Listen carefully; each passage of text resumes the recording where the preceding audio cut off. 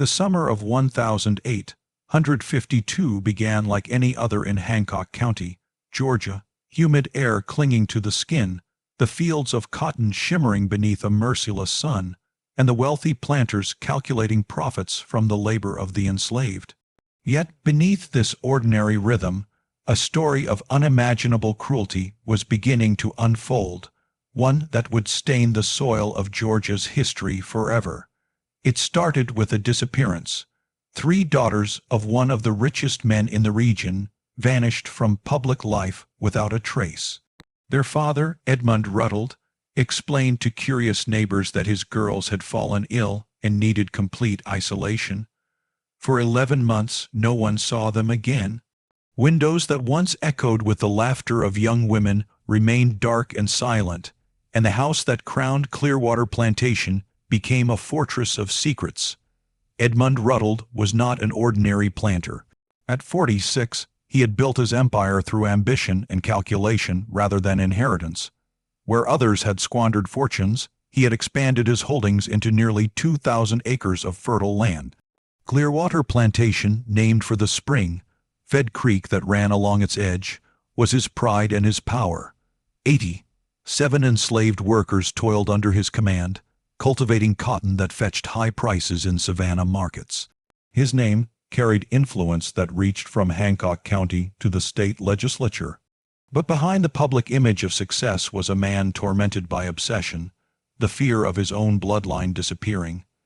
Edmund's wife, Anne, had died 3 years earlier of consumption, leaving him with 3 daughters and no male heir. In the patriarchal South, where legacy meant everything, this was more than misfortune. It was humiliation.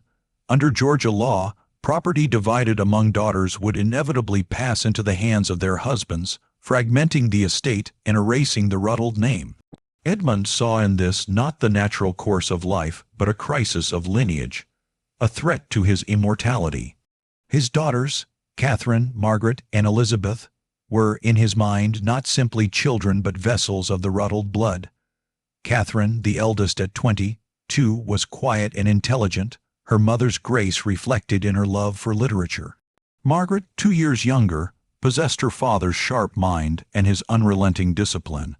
Elizabeth, the youngest at 18, was artistic and gentle, happiest when painting the landscape near the creek.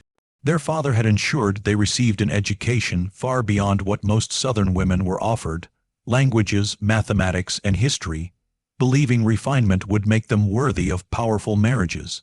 He envisioned alliances that would expand his influence and preserve his estate through carefully arranged unions. Yet fate and Edmund's own darkness would twist that ambition into something far more sinister.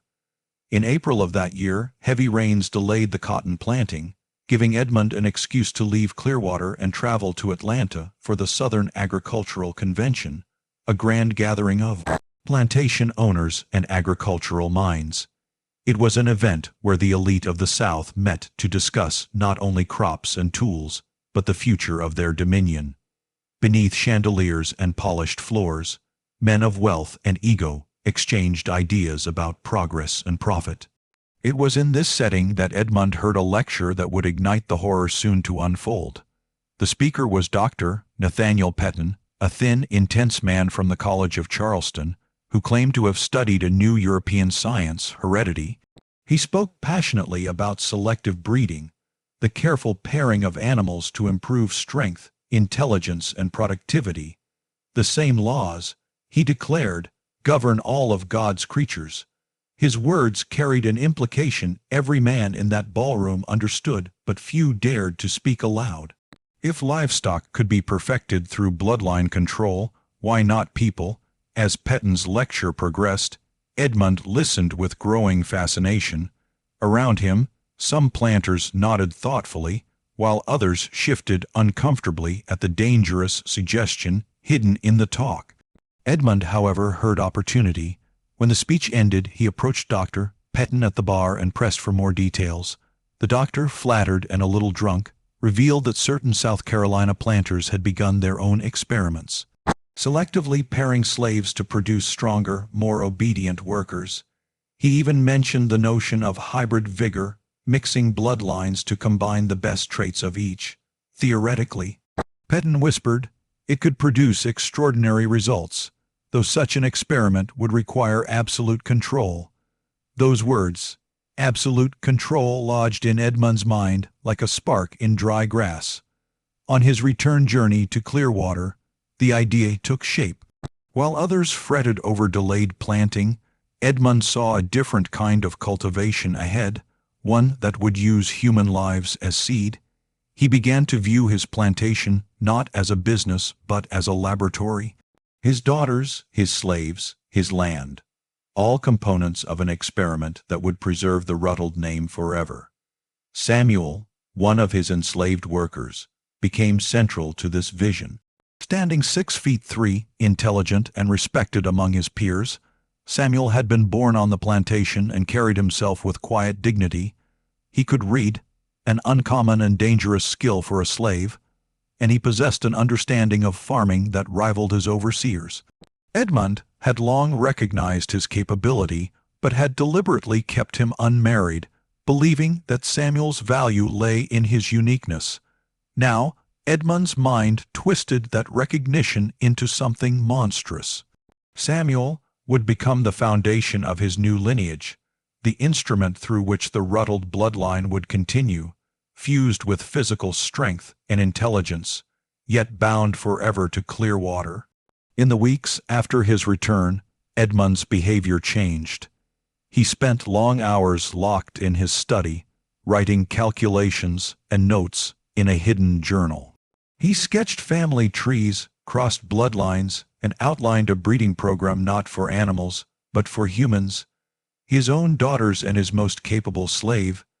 His reasoning was cold and methodical. The resulting offspring would carry his blood but have no legal claim to inheritance. They would be half white, half black, and enslaved by law. In his mind, it was a perfect legacy, descendants who could never leave, never own, never destroy the estate through marriage. To protect his plan, Edmund knew he needed allies. On May 15th, he invited Judge Horace Ketchum, an aging but powerful local magistrate, to dinner. Over brandy, he carefully framed his idea as a legal thought experiment.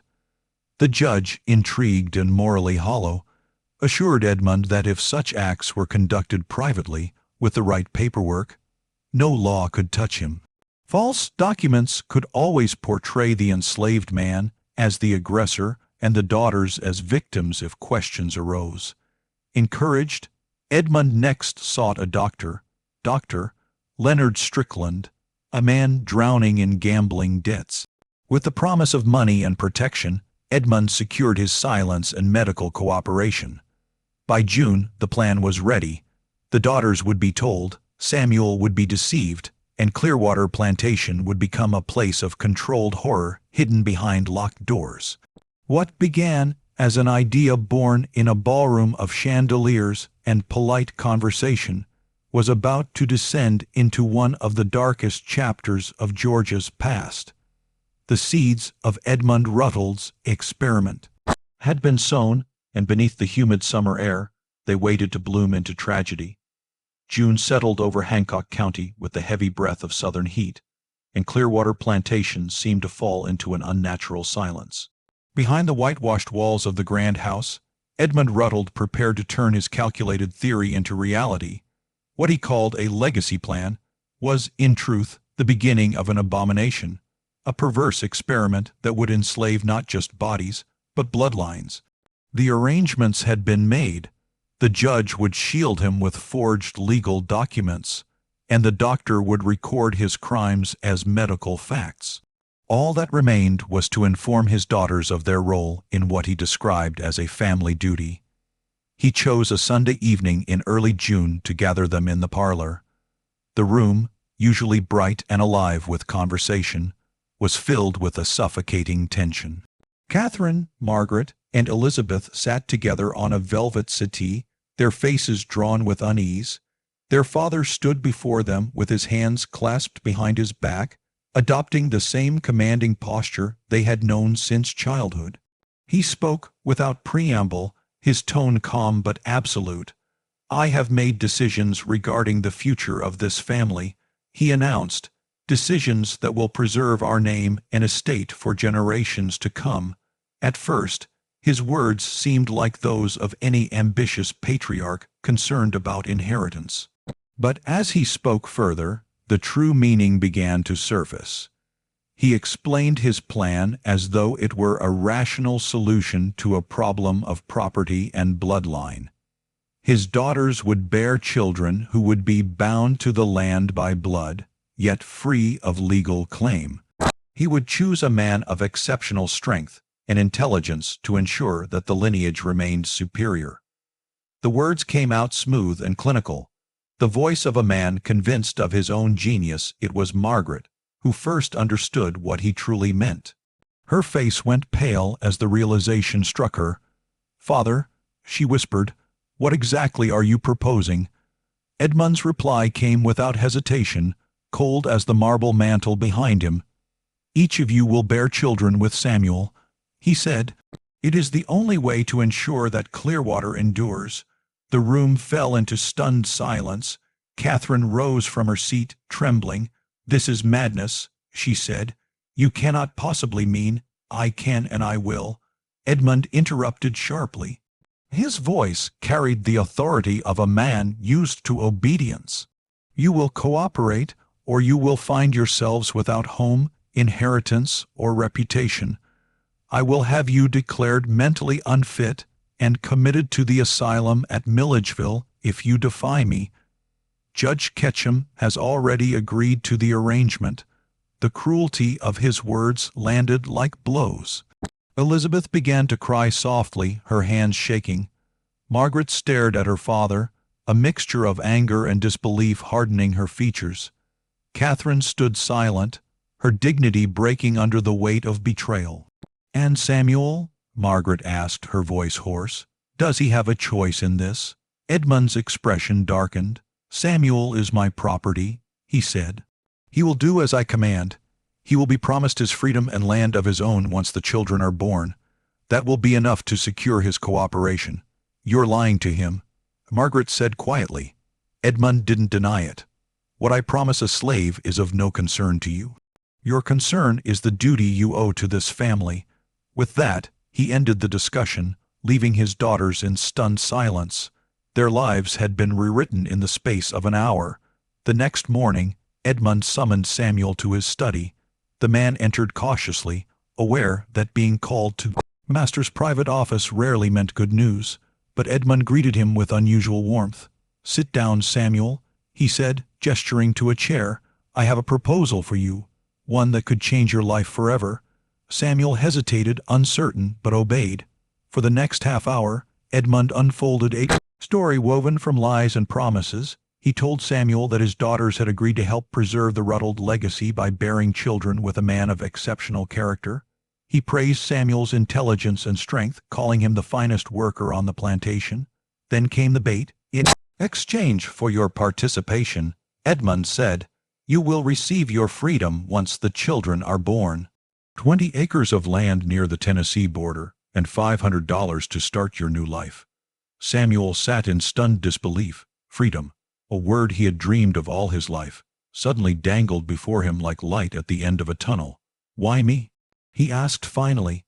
"Because you are exceptional," Edmund replied smoothly. "And because I want my grandchildren to be exceptional." Samuel wanted to believe it. Freedom and land were beyond any slave's wildest hope. Still, something deep inside him whispered caution. "And your daughters?" he asked carefully. "They agree to this?" Edmund smiled faintly. "They understand their duty. They are willing participants." It was a lie, but one delivered with such certainty that Samuel could not bring himself to question it further. "If I refuse?" he asked. Edmund's tone changed instantly, turning cold and sharp. "Then I will sell you to the rice fields on the coast. You'll work waste, deep in swamp water until fever or exhaustion kills you. The choice is yours." The choice, of course, was no choice at all. Samuel nodded slowly. "I'll do it," he said. Edmund smiled in triumph. He produced a sheet of paper, a false contract promising freedom and land. Samuel, believing it genuine, signed his name in careful letters he had learned in secret. What he didn't know was that Edmund had already prepared a second set of documents, written by Judge Ketchum and signed in advance. They painted Samuel as a violent criminal, accusing him of assaulting the Ruddled daughters. If he ever tried to escape, those papers would ensure he was hunted down and executed. The trap was complete. By mid-June, Dr. Strickland arrived to conduct what Edmund called medical examinations. He met each daughter privately, his hands trembling as he performed his duties. Catherine was silent, Margaret coldly defiant, Elizabeth quietly weeping. When he finished, Strickland handed Edmund a written report declaring all three women healthy and capable of bearing children. It was the first entry in what would become a thick file of falsified medical records.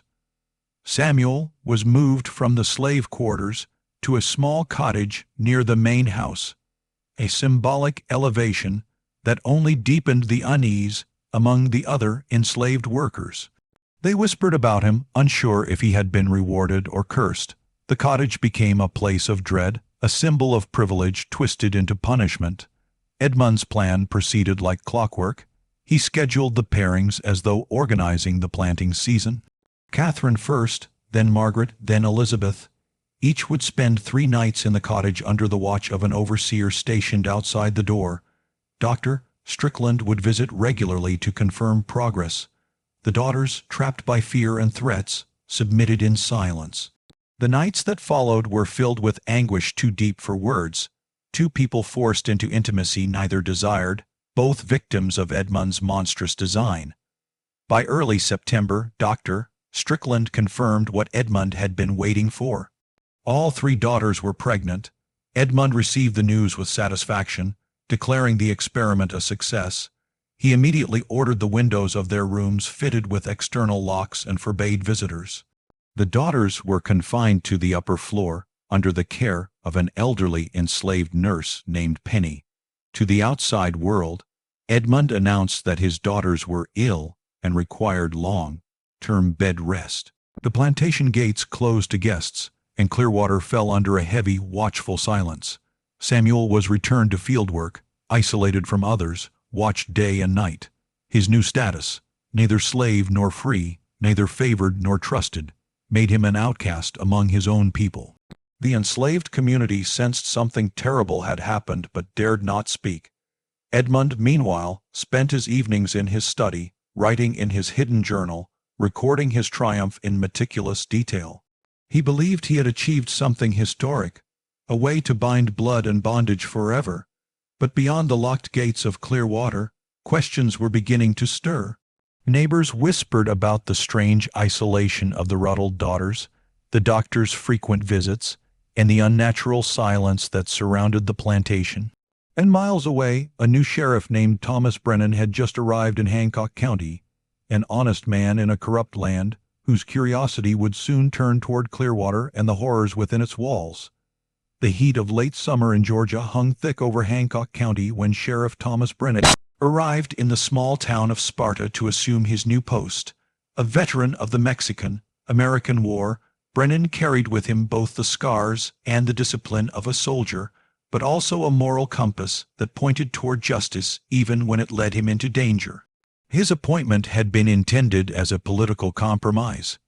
An outsider with enough credibility to quiet reformers, but not enough connections to threaten the powerful planters who ruled the region. Yet Brennan was not the kind of man to look away when something felt wrong, and soon, something about Clearwater Plantation began to trouble him deeply. During his first weeks, Brennan familiarized himself with the county's people and politics, learning who truly held power and who merely pretended to. Among the names that came up repeatedly was Edmund Ruddled, a figure spoken of with a mix of respect and discomfort. Some described him as a brilliant man of business, others as a cold manipulator. But it was a passing remark one evening in a tavern that drew Brennan's first thread of suspicion. A merchant named Hosea Grafton mentioned that Ruddled's 3 daughters had fallen ill months ago and hadn't been seen since early summer. Strange thing, Grafton said, sipping his drink, all 3, sick at once, and not a soul has laid eyes on them since June. Brennan filed the information away, his instincts prickling. Illnesses could strike quickly, but seclusion that complete rarely spoke of sickness, it spoke of secrets. A few days later, Brennan happened to encounter Dr. Leonard Strickland at the courthouse, there to file death certificates for 2 enslaved people. The doctor's hands trembled slightly as he handed over the papers, and sweat beaded his brow despite the cool October air. The moment passed quickly, but Brennan noticed it. He asked the clerk about Strickland afterward, and learned the man was known for gambling debts and for serving multiple plantations, including Clearwater. The sheriff's mind began connecting fragments: 3 missing daughters, a nervous doctor, and a powerful planter whose influence reached into the courts. By late October, Brennan's unease had hardened into determination.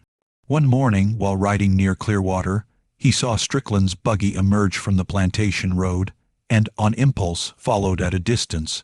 The doctor drove directly to the office of Judge Horace Ketchum, where he remained for an hour. Brennan waited nearby, watching from the shade of an oak, until the doctor exited, pale and shaken, while the judge lingered at the doorway with a look of grim satisfaction.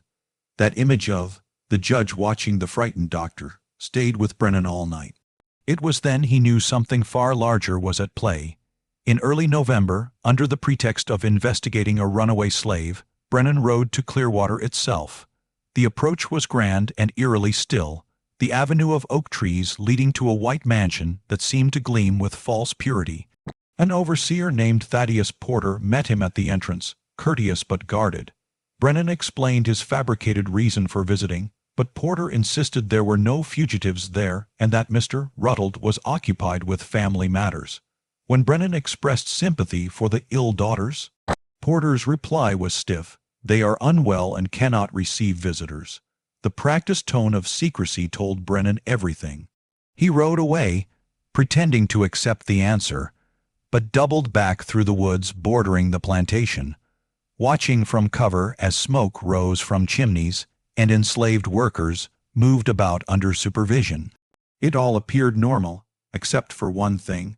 Near the main house stood a small cottage with a man posted outside, standing still as a sentry.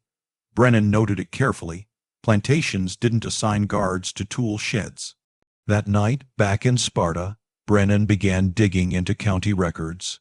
He pored over deeds, tax filings, and court transcripts until his lamp burned low. What he found painted a picture of quiet corruption: land transfers engineered through debt traps, lawsuits decided in Ruddled's favor by the same Judge Ketchum who dined at his home, and recent payments to Dr. Strickland. But one document froze him in place: a land grant dated September 10, 1852, promising 20 acres to a slave named Samuel. The transfer, signed by Ruddled and witnessed by Ketchum, was marked conditional upon fulfillment of terms. That cryptic phrase gnawed at Brennan's mind. What terms, and why promise land to a slave when the law forbade ownership? The timing matched the daughter's disappearance. Something unspeakable was happening at Clearwater, and Samuel was at its center. Over the next weeks, Brennan's quiet inquiries confirmed his fears. Locals whispered of strange noises at night, of women's cries carried by the wind, of the doctor visiting under cover of darkness.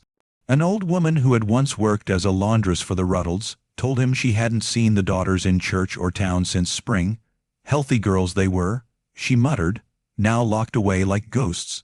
Brennan knew then that this was no ordinary domestic matter. It was a crime buried beneath respectability. In mid-November, his investigation took a crucial turn when a neighboring farmer named Amos Pewitt came forward, nervous and pale. He claimed he'd been hunting near Clearwater weeks earlier when he heard a woman scream, a sound too refined to belong to any enslaved woman. "It chilled my blood," Pewitt confessed, "sounded like one of them Ruddled girls."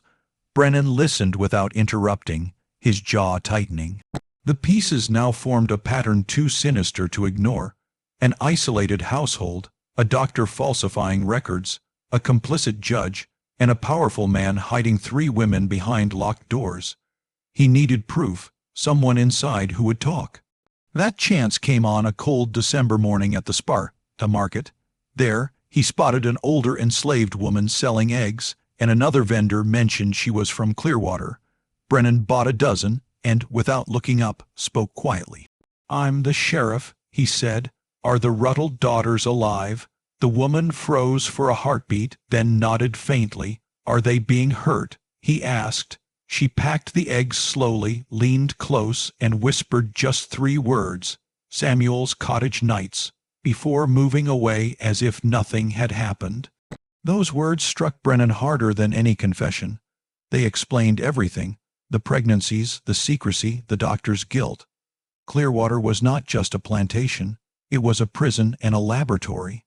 The sheriff's duty had turned into a crusade. As winter crept in, Brennan knew he was standing against one of the most powerful men in Georgia. But for the 3 imprisoned daughters and the man named Samuel, he would soon risk everything to bring the truth of Clearwater into the light. Winter crept into Hancock County like a slow exhale, carrying with it the chill of storms and the whisper of secrets long buried beneath the moss-covered oaks. By December of 1852, Clearwater Plantation stood like an island of silence surrounded by rumors. Behind its locked windows and guarded gates, 3 women, Catherine, Margaret, and Elizabeth Ruddle, lived as prisoners under their father's rule. The deception was complete.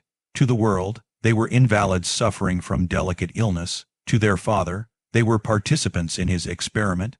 And to themselves, they were captives, forced to carry the unborn results of their father's madness. The plantation ran as usual, cotton bundled for sale, overseers barking orders, and smoke curling lazily from the kitchen house. But under that routine beat a sick rhythm, one of control, deceit, and fear. Samuel, the man chosen as the instrument of Edmund Ruddle's obsession, was unraveling under the weight of false promises. The hope of freedom that had once burned so brightly now flickered with doubt. Since September, he had been returned to regular labor, yet remained apart from his fellow enslaved workers, watched, whispered about, isolated. Each night, he lay awake in his cottage, staring at the walls that had become both refuge and cage, haunted by what had been done to him and by him. He had not seen the daughters since that summer, but he knew something was growing in that locked house. Proof of Edmund's cruelty, flesh and blood bound by lies. Fear and guilt gnawed at him. He was neither guilty nor innocent, trapped in a moral no-man's land designed by his master's manipulation. When he finally gathered the courage to approach Edmund about the promised freedom, the conversation sealed his despair. Edmund, inspecting the cotton barns that day, barely looked up when Samuel asked, "When will my papers be ready, sir?" The master's expression hardened. "When the children are born and weaned. You'll receive your freedom in 1854, not before." Samuel protested, but the paper said. Edmund cut him off coldly. "I decide when the terms are complete. Remember your place, Samuel." That moment shattered the last illusion. The contract was a lie, like everything else Edmund had spoken. Samuel realized he had been nothing more than a tool, an object in an experiment disguised as destiny. That night, despair drove him to consider escape. He could run north, vanish into the wilderness, risk death over servitude. But the odds were impossible. He knew patrols watched every road, and a man of his size would never go unnoticed. Still, he sat awake until dawn, weighing life against chains. The knock at his door startled him. Standing there was Sheriff Thomas Brennan, the outsider whose curiosity had turned into relentless pursuit. The sheriff's coat was dusted with rain, his badge hidden under the fabric, his expression tense but kind. "We need to talk," he said quietly. Samuel's first instinct was fear had Edmund sent him, but Brennan's next words told a different story. "I know you're in danger. I know Ruddle lied to you. I've seen the land papers. He'll never free you." Samuel stared at him, struggling to trust. Brennan stepped closer. "I can stop him, but I need the truth. I need you to tell me what's happening in that house." For a long moment, the only sound was the crackle of the lamp between them. Then, like water breaking through a dam, Samuel began to speak. He told Brennan everything: the Atlanta Convention, Edmund's obsession with bloodlines, the manipulation, the threats against his daughters, and the lies that bound them all. Brennan listened silently, horror growing in his eyes as the pieces finally aligned. When Samuel finished, the sheriff said, "You're the key witness. If we can get the daughters to testify, we can destroy him." Samuel shook his head. "They're locked away. He'll never let you near them. The only one who can come and go is the doctor. And the old nurse, Penny." Brennan's mind worked quickly. "Then we start with the doctor. He's weak. Men like him always are." The following days became a dance of caution and courage. Brennan worked in secrecy, gathering records and tracing debts. In the ledgers of 3 different banks, he discovered that Dr. Strickland's debts had been cleared in September, paid off entirely by funds drawn from an account belonging to Edmund Ruttold. It was the proof he needed, a financial chain linking guilt to greed. On December 22nd, Brennan rode to Augusta, the doctor's home, arriving unannounced. Strickland answered the door, pale and trembling, his face draining of color when he saw the sheriff's badge. "I need to speak with you about Clearwater," Brennan said. Strickland tried to protest, mumbling about patient privacy. But Brennan cut through his excuses. "You're not protecting patients. You're protecting a criminal. I know Ruttold paid off your debts. I know you falsified records. Help me now, or face the gallows as his accomplice." The words broke the doctor's defenses. He let Brennan inside, locking the door behind them. For 3 hours, the truth spilled out like rot from an old wound. Strickland confessed everything: the forced examinations, the pregnancies, the falsified reports, and the existence of signed affidavits claiming the daughters had been assaulted by Samuel, documents Judge Ketchum had already approved. He planned every detail. Strickland said hollowly, if the daughters ever spoke, he'd claim they were insane. If Samuel ran, he'd call him a rapist. Every outcome led to his protection. Brennan sat in silence for a moment, the weight of it pressing on him like a physical burden. Then he said, "You're going to write this down, every word. You'll sign it, and I'll have it notarized. It's your only chance at redemption." Strickland did as told, his shaking hand filling pages through the night. By morning, Brennan had what he needed: a sworn confession detailing Edmund's crimes and the judge's complicity. He rode hard for Milledgeville, the state capital, reaching Attorney General Harrison Vance on Christmas Eve. Vance, initially skeptical, read the confession twice and turned pale. "If this is true," he said slowly, "we're not just dealing with a crime, we're dealing with a conspiracy at the highest levels." Brennan urged swift action: the arrest of Edmund, Judge Ketchum, and the rescue of the daughters. Vance agreed. Warrants were drawn, marshals recruited, and a plan formed. Everything would happen simultaneously on December 27th, before Edmund could destroy evidence or silence witnesses. But evil has a way of sensing its end. Someone inside the Attorney General's office, a lowly clerk named Wallace Dunor, greedy for coin, sold the information to Edmund that very night. The plan for his arrest, the confessions, the timing, everything. Edmund listened calmly, paid the man $200, and began preparing his counterstroke. He summoned Virgil Haskell, his most loyal overseer, and said only, "We have a problem that needs solving." His tone was quiet, deliberate, deadly. At dawn on December 27th, Brennan and 3 state marshals set out toward Clearwater. They believed they carried justice. Instead, they rode into an ambush. Felled tree blocked the road 10 miles from Sparta, and before the horses could halt, gunfire erupted from both sides. Bullets tore through the air, killing 2 marshals instantly. Brennan was struck in the shoulder, but managed to return fire, forcing the attackers to flee into the woods. Bleeding and furious, he realized the truth. Edmund had been warned. By the time Brennan limped back to Sparta with 1 surviving deputy, he knew the situation had shifted from investigation to rescue.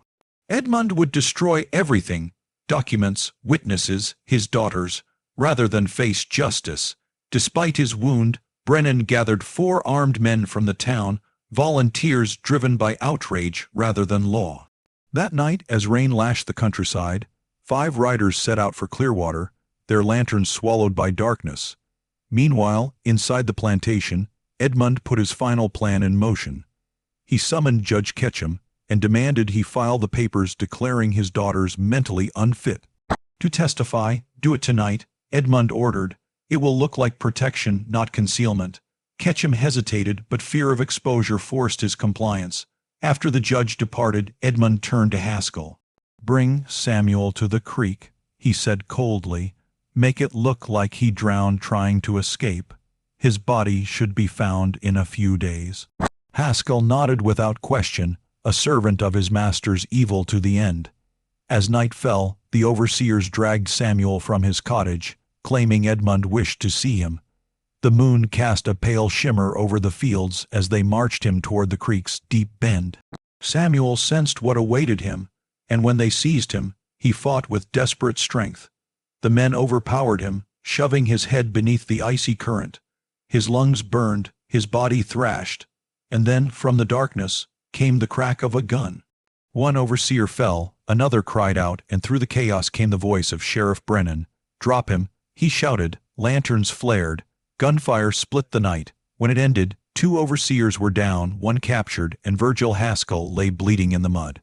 Brennan waded into the creek, pulling Samuel's limp body from the water. "You're safe now," he said through gritted teeth. Samuel gasped, half drowned but alive. "Not yet," Brennan added, glancing toward the mansion glowing faintly in the distance.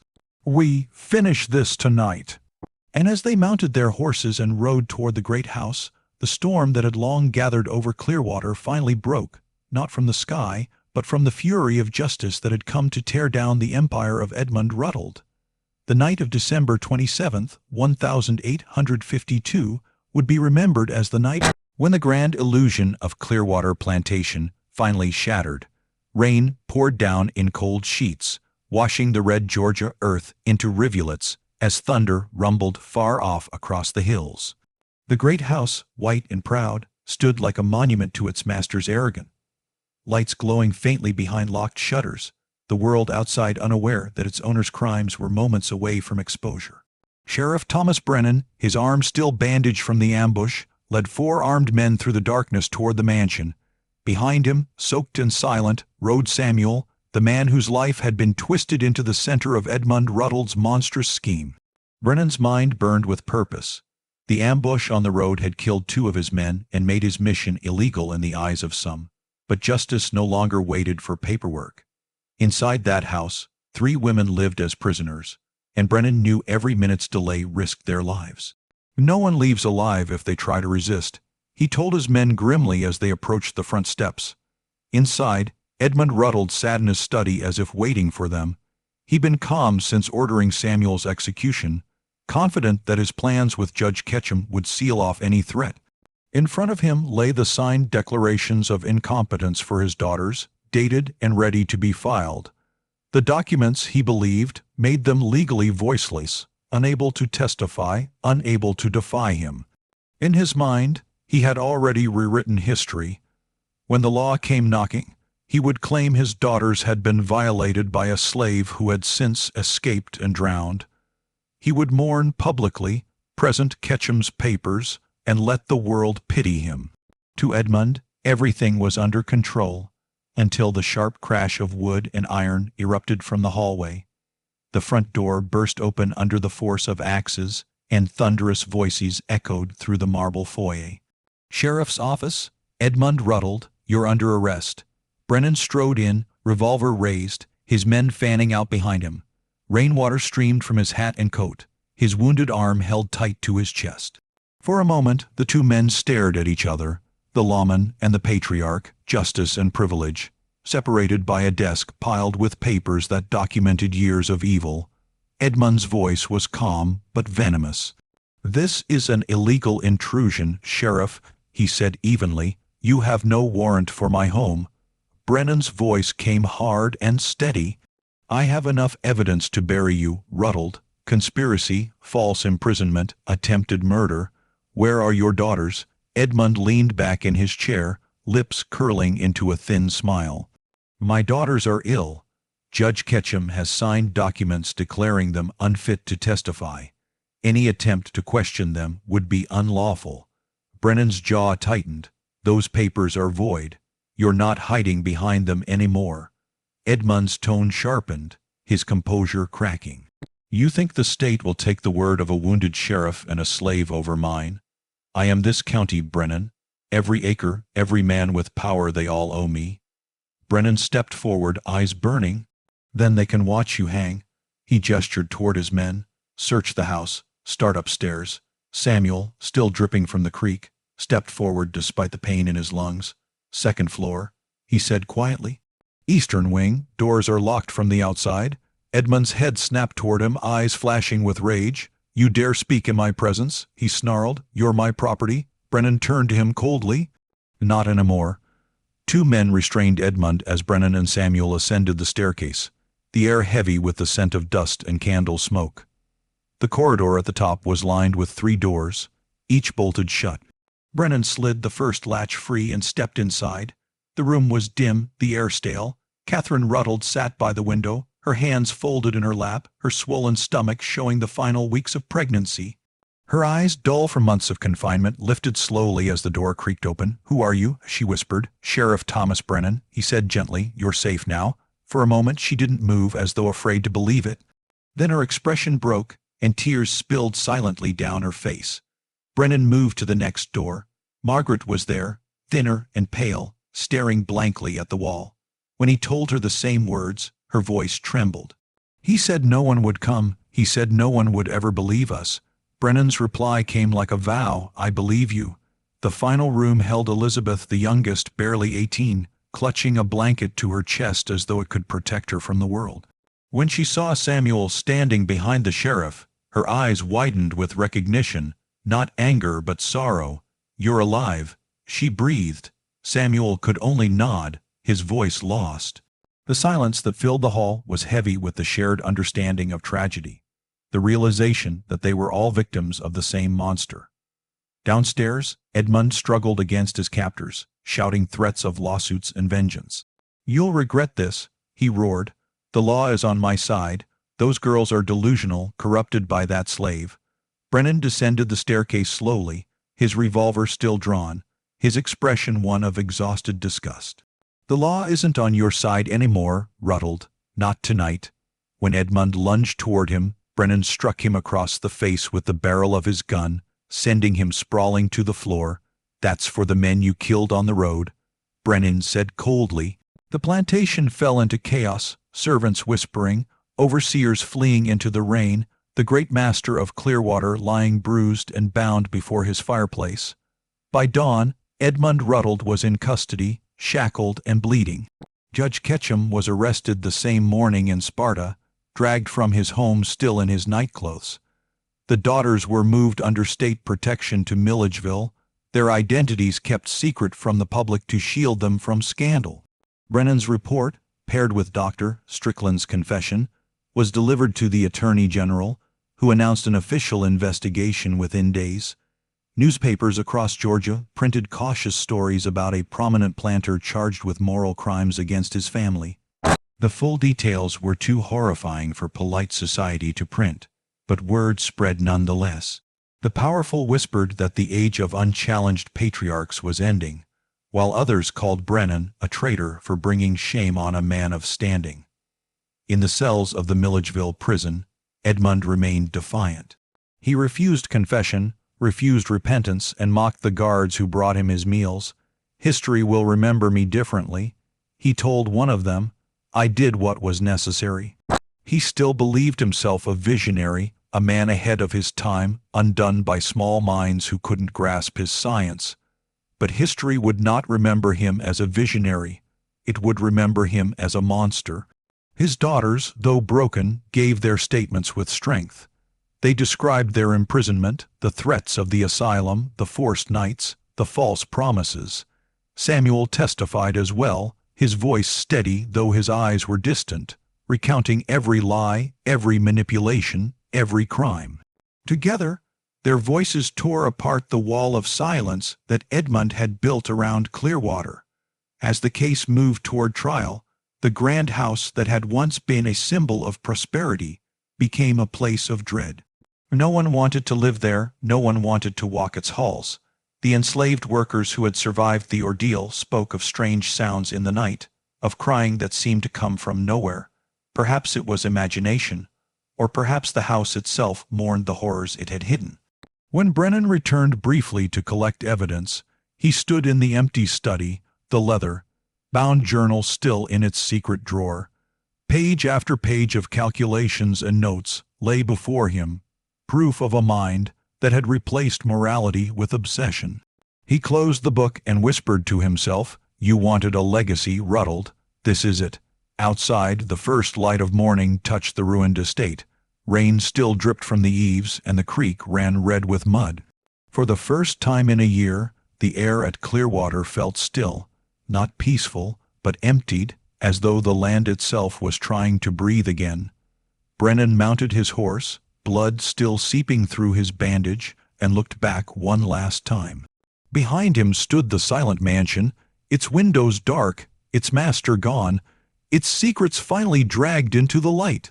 The sheriff turned away, unaware that his act of defiance that night would echo far beyond Hancock County, marking the beginning of the end for one man's empire and the crumbling of a legacy built on human suffering.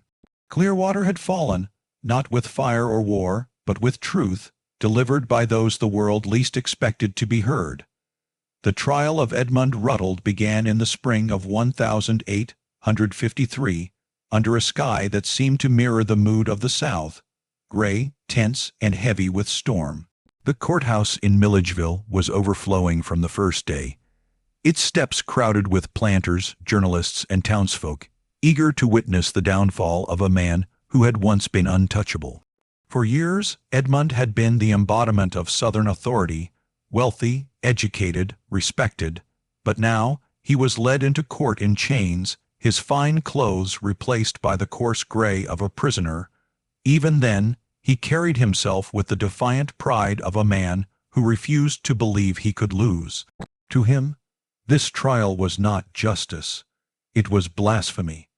He saw himself as the victim of envy, punished for a vision the world was too cowardly to understand. The charges against him were unprecedented for the time: false imprisonment, conspiracy, assault, and crimes of coercion against his own family. Judge James Larkin, a stern but incorruptible man, presided over the proceedings, determined to keep the trial free of the influence that had long shielded Georgia's elite. Sheriff Thomas Brennan sat at the prosecution's table beside Attorney General Harrison Vance, both men bearing the weight of a case that would define their careers. Across from them, Edmund's defense consisted of three of the most expensive lawyers in the state, funded quietly by planters who feared that if Ruddled fell, their own secrets might follow. The first week was consumed by the testimonies of servants and enslaved workers from Clearwater. Their words painted a picture of fear, of locked doors, muffled cries at night, and a household ruled by silence. An old nurse named Penny, trembling as she stood before the jury, described caring for the Ruddled daughters during their confinement. "They cried most nights," she said softly, her voice barely audible. "They begged me to open the windows to let them breathe, but the master said they were to have no light, no company." Her testimony sent murmurs rippling through the courtroom. Edmund's lawyers objected repeatedly, but the judge overruled them, determined that the truth would not be buried under technicalities.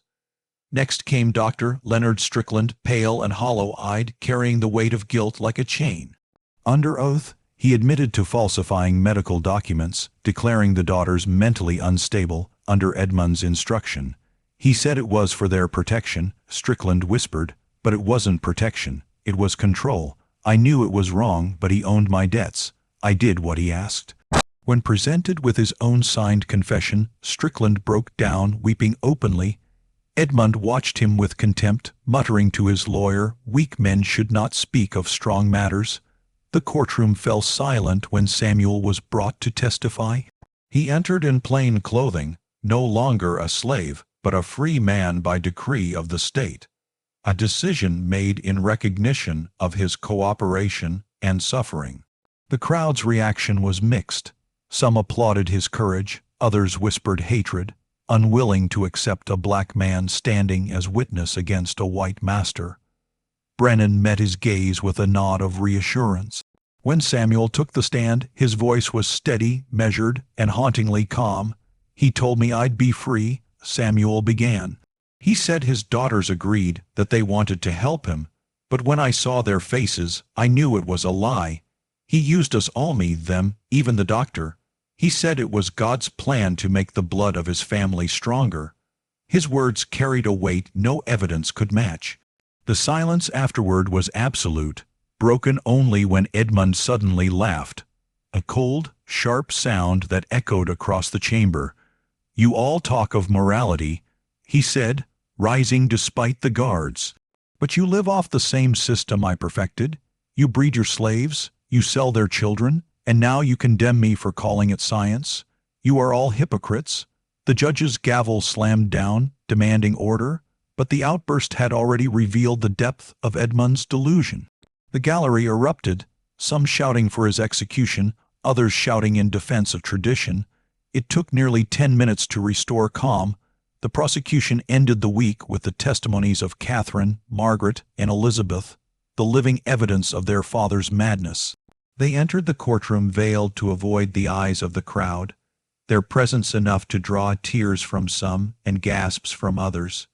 Catherine, the eldest, spoke for them all. "He told us it was duty," she said, her voice trembling but strong.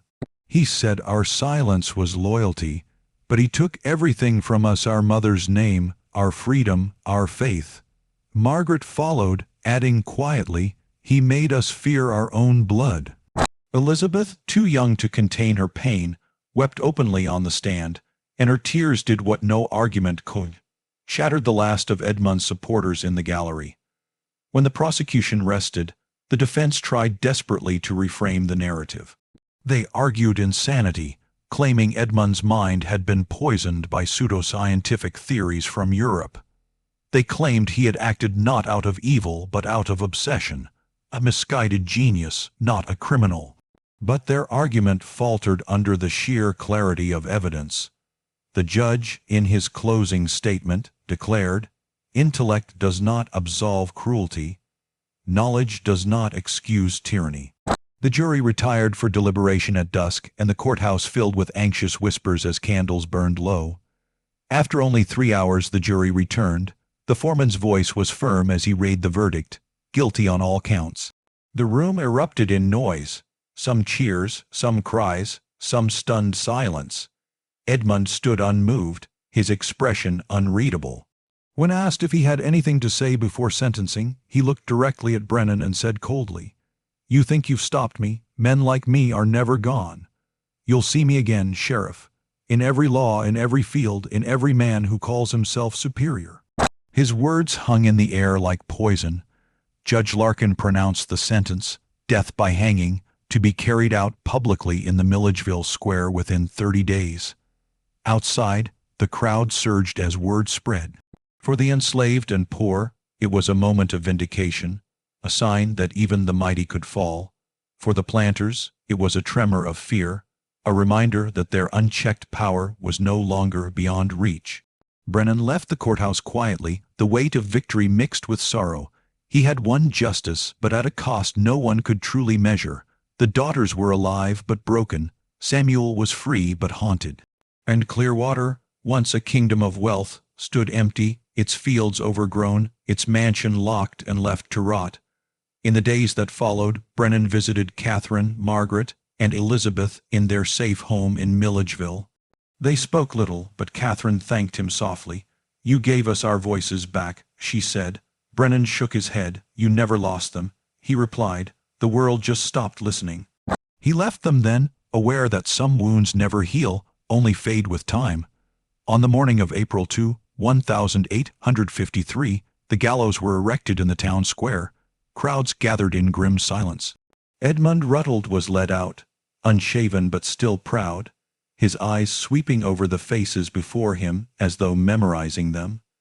When asked for his final words, he smiled faintly. "You may hang me," he said, "but you cannot hang progress." Moments later, the trapdoor fell, and with it, the illusion of his grandeur. The crowd dispersed quietly, the air heavy not with triumph, but with relief. That night, Brennan stood by the river outside town, watching the current carry fallen leaves downstream. He thought of the daughters rebuilding their lives, of Samuel's uncertain future, of the evil that had worn the mask of intellect. He realized then that justice was not a victory. It was a burden, a reminder of what must never be allowed to return. Behind him, the courthouse clock struck midnight, marking the end of Edmund Ruddle's empire and the beginning of a long, uneasy peace for those who had survived his darkness. Months passed after the hanging of Edmund Ruddle, but the echoes of Clearwater's horrors lingered like ghosts that refused to rest.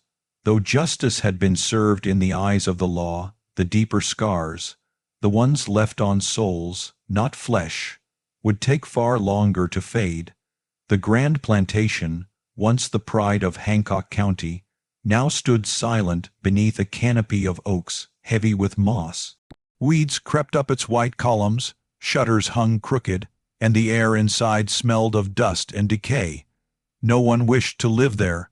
Locals spoke of strange lights in the windows at night, of whispers drifting from the upper floors, of crying that seemed to come from nowhere. Superstition wrapped around the ruins like ivy, and before long, even the bravest travelers gave the old road a wide berth. Clearwater was dead, but its sins were alive in memory. Sheriff Thomas Brennan, the man who had brought down its master, tried to return to ordinary duty, but he found himself haunted by the faces of those he had saved and those he hadn't. In every quiet night, he could still hear the screams from that plantation, the thunder of the raid, and the desperate breathing of Samuel as he dragged him from the creek. Justice, he realized, was a double-edged sword. It cut the guilty, yes, but it also wounded those who carried it. Brennan's name became known across the state as the lawman who brought a planter to the gallows, yet the recognition felt hollow.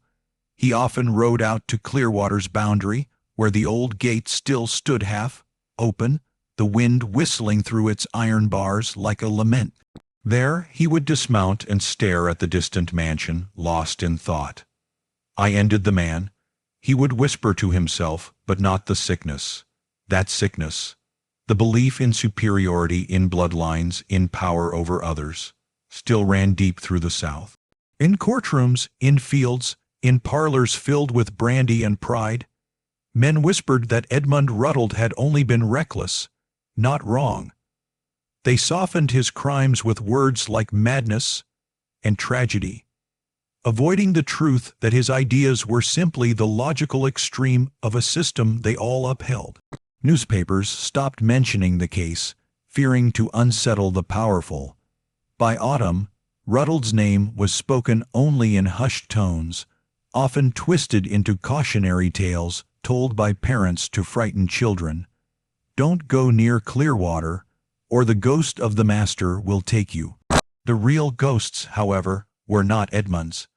They were those of the enslaved who had suffered and died there, their voices lost beneath the weight of history. Meanwhile, Catherine, Margaret, and Elizabeth Ruddle lived under assumed names in Milledgeville, shielded by state protection. Their pregnancies had ended with tragedy. Catherine's child was stillborn, Margaret's lived only a few days, and Elizabeth's, fragile and silent, died within weeks. To the world, the infants never existed, their graves unmarked to spare the sisters further cruelty. The women rarely spoke of their father, though his shadow lingered over every moment of their lives. Catherine, the eldest, began writing a journal, a record not of revenge but remembrance. In it, she described their mother's kindness, their childhood before the darkness, and the hope that their story might someday serve as a warning. "Our father sought to make us part of his legacy," she wrote, "but we choose instead to be its end." Margaret turned to teaching at a small parish school, finding solace in giving knowledge to children who would grow free of her family's curse. Elizabeth, the youngest, never fully recovered from the trauma. Some days she painted, filling pages with wild, dreamlike landscape, rivers flowing into stormy skies, houses with no doors, faces half hidden by shadow. She died quietly at 24, her fragile heart finally surrendering to the weight of memory. Samuel, granted freedom at last, chose not to leave Georgia. Many urged him to travel north, where he could start anew, but he felt bound to the soil that held the truth of what he had endured. With a portion of land gifted by the state and donations from abolitionist groups moved by his testimony, he built a small farm not far from Clearwater's western edge. There, he worked alone, refusing to hire help, as though laboring the land was his way of purging it of evil. Locals said he was often seen walking the creek at dusk, staring at the water where he had nearly died. Children whispered that he talked to the spirits of the lost, that he planted trees where graves once lay unmarked. Whether truth or legend, Samuel became a symbol of quiet endurance, a man who had faced the deepest cruelty and still chosen to live without vengeance. When he died in 1868, neighbors buried him on his own land, marking his grave with a single word carved into stone, free. As for Brennan, the sheriff's fame brought him offers from Atlanta and Savannah, but he turned them down. Instead, he stayed in Hancock County, determined to see that the law remained something more than a weapon of the powerful. Yet, even he could not escape the ghosts of Clearwater. In his later years, he confided to a friend, "Every man I arrest, every liar I expose, I see Ruttle's eyes behind them, calm, certain, convinced of their own rightness." The line between justice and control, he realized, was thinner than anyone cared to admit. His final act as sheriff was to commission a memorial stone near Clearwater's entrance. It bore no names, only an inscription, "To those who suffered unseen." The county council tried to remove it years later, calling it divisive. But locals who remembered the case protested, and the stone remained. The ruins of Clearwater slowly decayed with time. The grand house collapsed after a fire in 1871, leaving only the foundation and a few charred columns. Weeds overtook the fields, and the creek, once used for washing and labor, became a quiet, winding stream through the woods. Nature reclaimed what cruelty had built. Travelers passing through the area sometimes stopped, unaware of the history beneath their feet, until old residents told them the tale. Some would shake their heads in disbelief. Others would walk away in silence, unwilling to imagine the horrors that had once lived there. But history has a way of remembering even when men try to forget. Decades later, a historian researching Georgia's antebellum era found Catherine's journal, preserved by a distant relative who had never read it. Its pages, yellowed and fragile, told the story of Clearwater not as rumor, but as confession. Evil, Catherine had written, does not begin with monsters.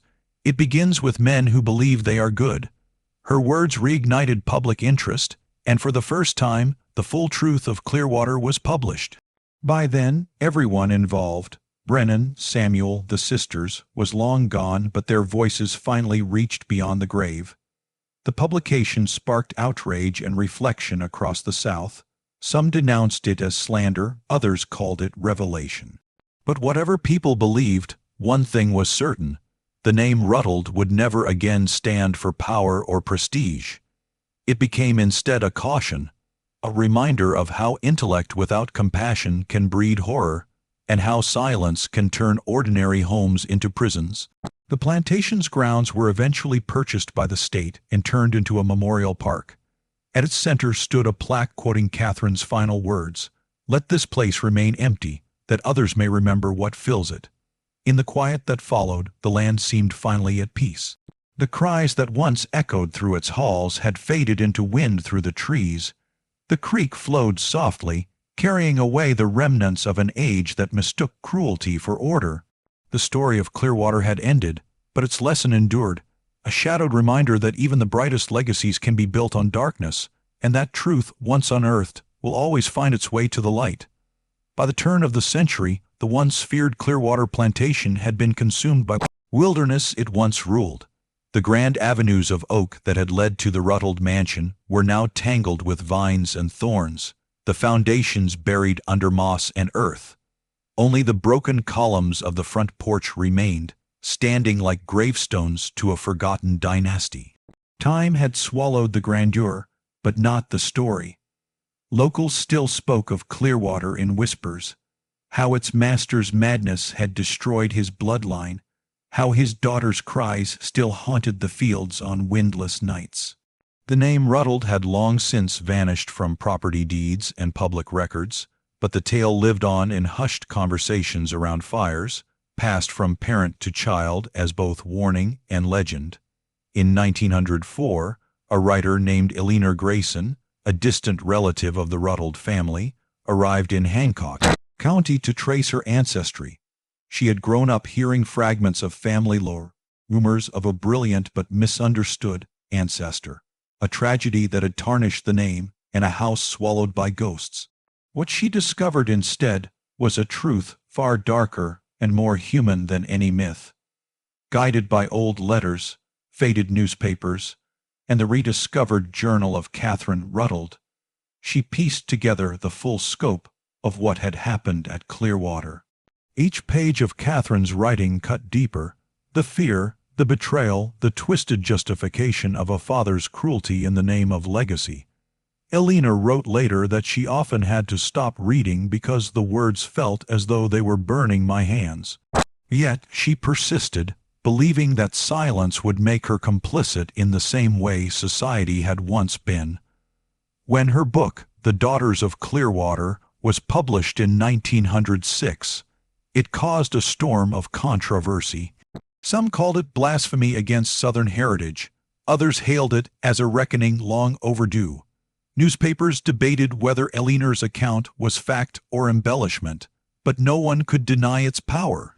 For the first time, the world saw Edmund Ruttles not as a ghost story or cautionary rumor, but as a symbol of the darkness born from unchecked power. The book ended with Catherine's final journal entry: "If there is forgiveness, it is not for him. It is for us who must live beyond his shadow." That single line turned the forgotten tragedy of Clearwater into a moral touchstone, studied in classrooms and cited in sermons. It forced the South to confront the legacy of control that had shaped its history. Meanwhile, the land itself found quiet redemption. In 1912, the state converted the ruins of Clearwater into a historical site, not as a monument to the Ruttles, but as a memorial to their victims. The grounds were cleared of debris, and at the center stood a modest stone marker, engraved with the same words "Share, if Brennan had once chosen, to those who suffered unseen." Around it, oak trees grew tall and strong, their branches weaving a canopy of green that filtered the sunlight into a calm, dappled peace. Every spring, white wildflowers bloomed along the creek where Samuel had nearly lost his life, as if the earth itself had chosen to cover the scars with gentleness. In time, visitors began to arrive, not out of morbid curiosity, but reflection. Teachers brought students to stand among the ruins, to remind them that evil rarely appears monstrous at first, that it often wears the face of reason and respectability. Historians noted how the trial of Edmund Ruttles marked one of the earliest legal recognitions in Georgia of a woman's right to testify against her family. Activists saw in Samuel's story a symbol of resilience, the triumph of dignity over dehumanization. Clearwater had once been a place of silence. Now it spoke, not in screams or sorrow, but in lessons carved into the memory of those who came to listen. In 1921, long after the last witnesses of the events had passed, a letter was found among the personal effects of an old retired sheriff in Millage, Thomas Brennan's final testament. In it, written with a trembling hand, he reflected on his life and the ghosts that never left him. "We are all custodians of justice," he wrote, "but justice is not in the gallows or the verdict. It is in the courage to face truth when it costs us everything." Clearwater was not the end of evil, only a reminder that goodness must never grow silent. He asked that his ashes be scattered near the creek, beside the unmarked grave of Samuel, for the law and the laborer stood together once, and that is enough. His wish was fulfilled quietly, without ceremony. Years later, storms and time erased the last traces of the house. Only the stone marker and a few fragments of brick remained, hidden among the trees. Yet the story endured, retold in books, whispered in classrooms, reenacted in plays, and remembered in prayers. The descendants of those enslaved on Clearwater's soil came to hold annual gatherings there, singing hymns beneath the oaks, transforming a site of torment into one of remembrance and unity. In their songs, sorrow gave way to strength, and the name Clearwater, once cursed, became a symbol of survival. By the mid-20th century, the plantation's history was taught across Georgia as a lesson in morality and the abuse of intellect. Scholars called Edmund Ruttles a tragic figure of rationalized evil, a man who used knowledge without compassion, and whose downfall marked the end of an era that believed some lives existed only to serve others. But for the descendants of Catherine, Margaret, Elizabeth, and Samuel, the story was never about him. It was about endurance, about reclaiming dignity from the ashes of cruelty. When asked why the land was never rebuilt, a great-granddaughter of Catherine answered simply, "Because some ground should stay empty, so we remember what filled it." And so Clearwater faded into legend, not of wealth or lineage, but of W.